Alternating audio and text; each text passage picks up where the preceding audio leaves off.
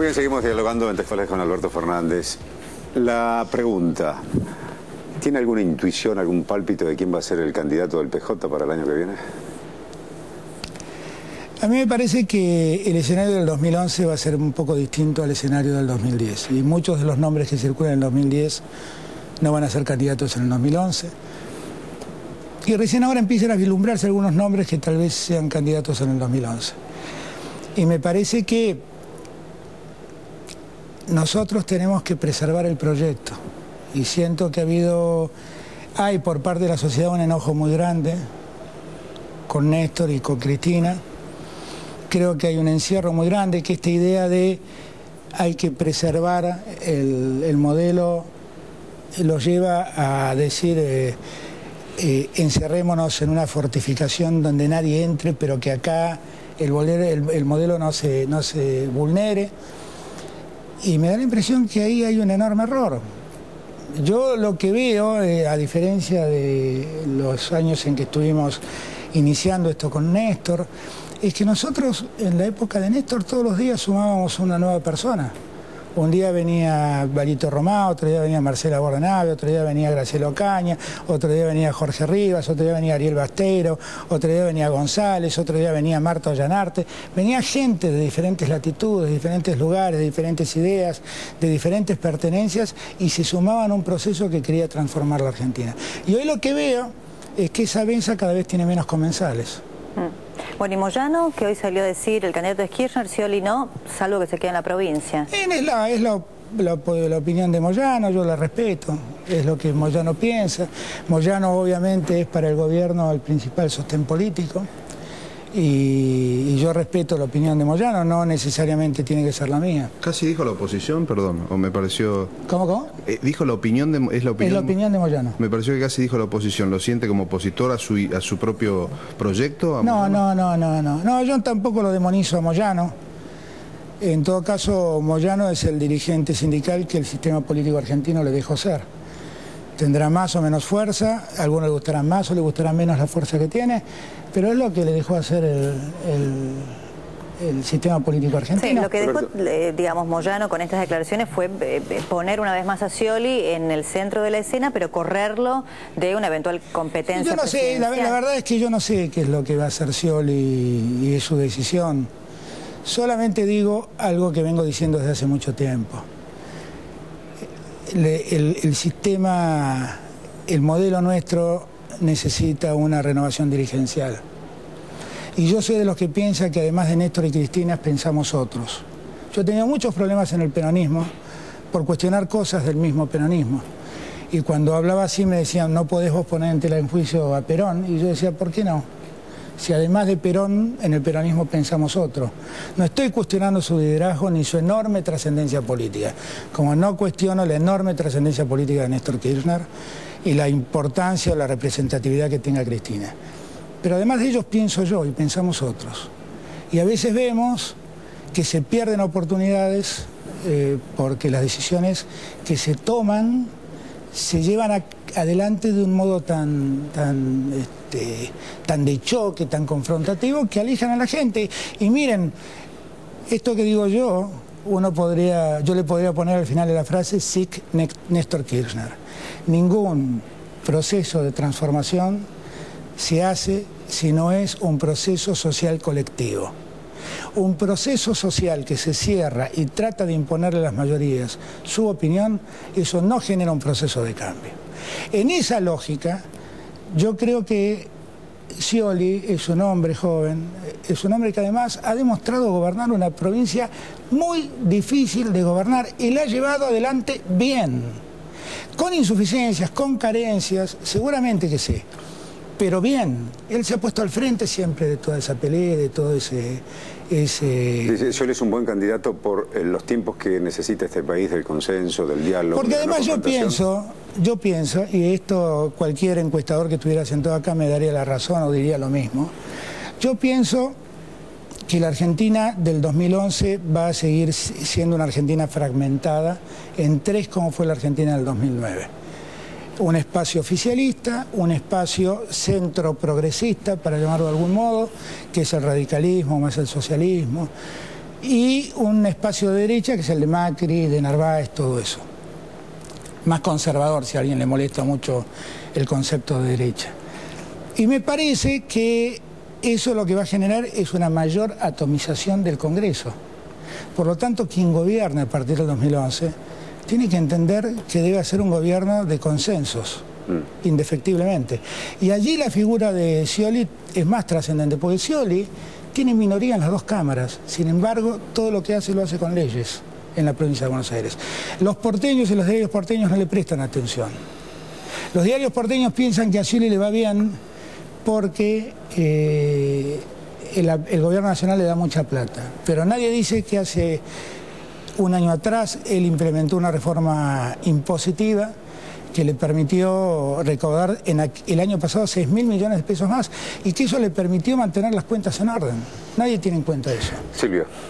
¿Cómo viviste tu cumpleaños del 82? Cumplís el 2 de abril. ¿Qué estabas haciendo? Iba a trabajar a tribunales, era empleado de tribunales. Y me desayuné con la noticia. Y fue sorpresiva como lo fue para todos. Uno en ese momento nunca pensó que hubiera tanta irresponsabilidad en la toma de esa decisión. El 2 de abril era un día maravilloso para mí porque ese día había nacido. Y desde ese día es un día gris. Es un día gris.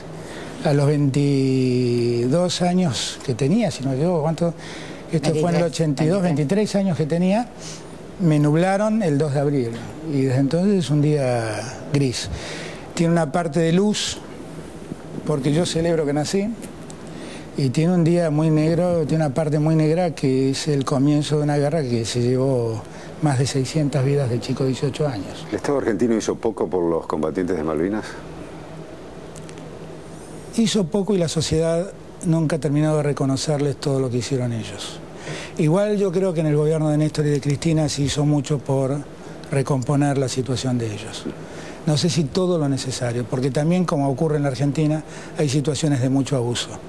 Y entonces, cuando uno escucha hablar a los combatientes, uno quisiera ayudarlos a recomponerse de los que estuvieron en el campo de batalla y pusieron allí en riesgo su vida. Pero de repente aparecieron 13.000 tipos que llaman excombatientes y que estaban en las oficinas del Ministerio de Defensa.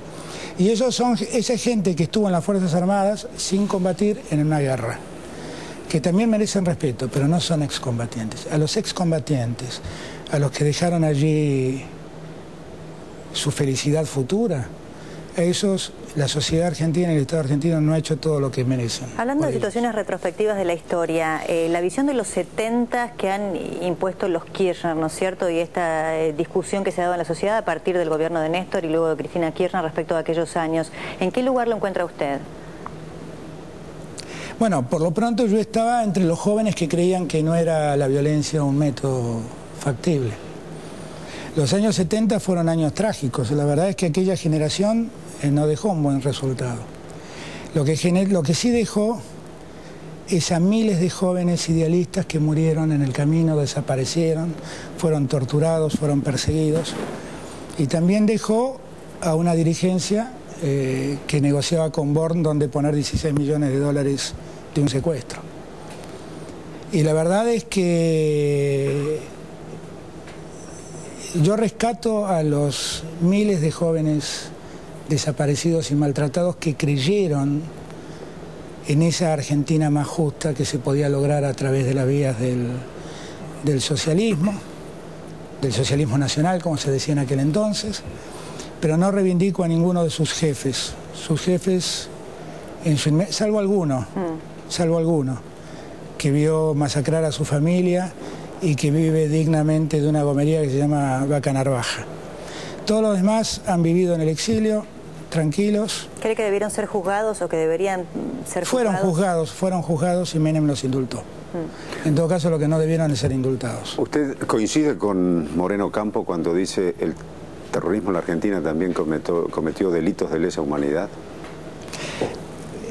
Tengo que decir que no, porque el concepto de delito de lesa humanidad supone la presencia de un Estado que los avale. Y una banda de terroristas es una banda de terroristas, no es el Estado. Y no se puede poner en un plano de igualdad a una banda de terroristas que al Estado. No se puede poner en un plano de igualdad.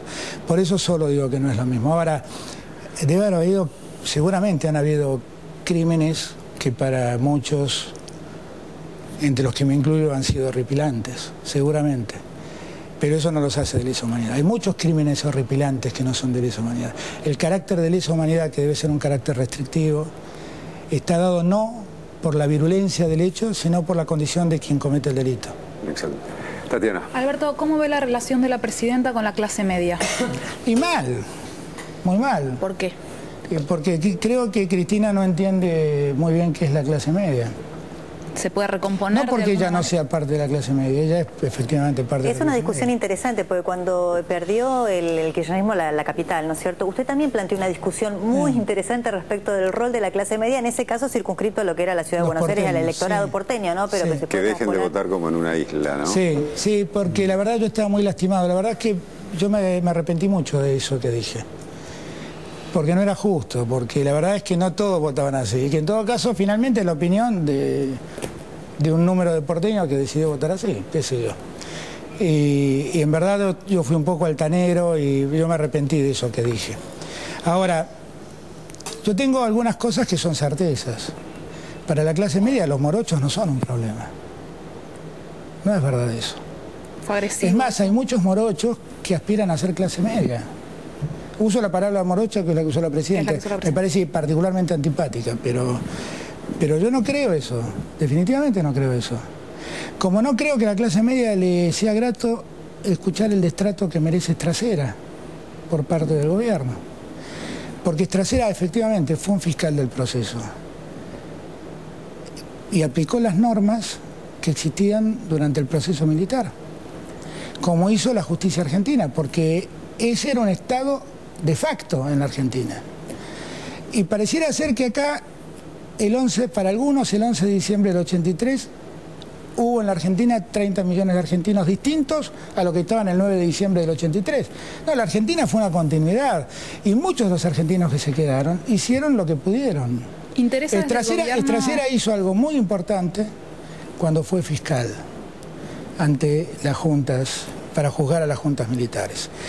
Y organizó un proceso penal que jamás fue vulnerado en sus formas y nunca mereció ningún tipo de cuestionamientos. Lo mismo cabe decir, que estoy diciendo de Stracera, cabe decirlo de Arlanián, de Gil Ladera no, porque no había sido juez, de Valer Garaos, de Torlasco, de Ledesma.